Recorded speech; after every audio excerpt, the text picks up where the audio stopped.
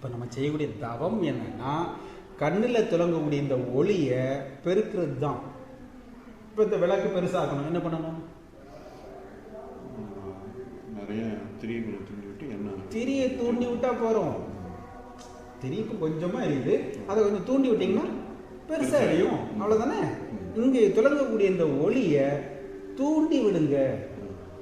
தூண்டி தூண்டி தூண்டி இந்த ஒளியை பெருசாக்குங்க.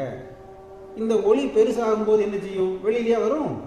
இங்கே தான் ஒரு கண்ணாடி திரையில இருக்குது, கண்ணாடி திரையில இருக்குது. அப்போ ஒளி வெளியே வராதுல, உள்ள வழி இருக்குல்லவா, இப்படி வந்துடும்.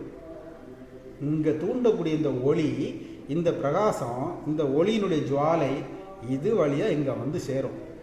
இது வழியாட்டு இங்கே வந்து சேரும்.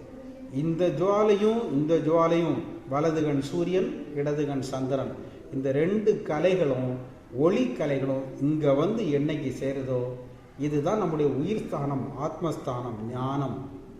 இங்கே வந்து சேரக்கூடிய அன்னைக்கு ஞானம், அறிவு துலங்கும். ஆத்ம ஜோதியை நம்ம உயிரை நம்மளே பார்க்கலாம். சூட்சும சரீரத்தினுடைய சக்தி, ஆற்றல், இறை ஆற்றலை பார்க்கலாம்.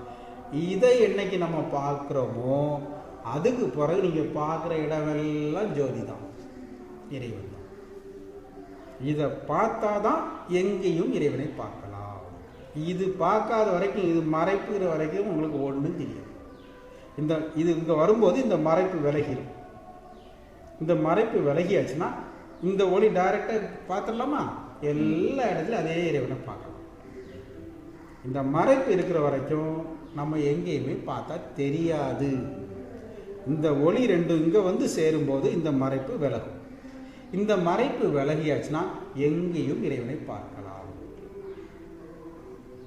பார்க்கும் இடமெங்கும் நீக்கமர நிறைந்த பரிபூரணானந்தம்.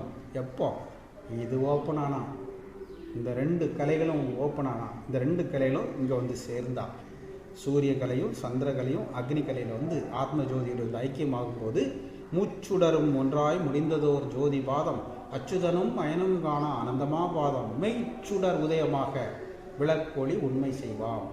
மெய்ச்சுடர், இந்த சுடர் உதயமாகணும். உதயமாகும் போது இங்கே வந்து சேரும்.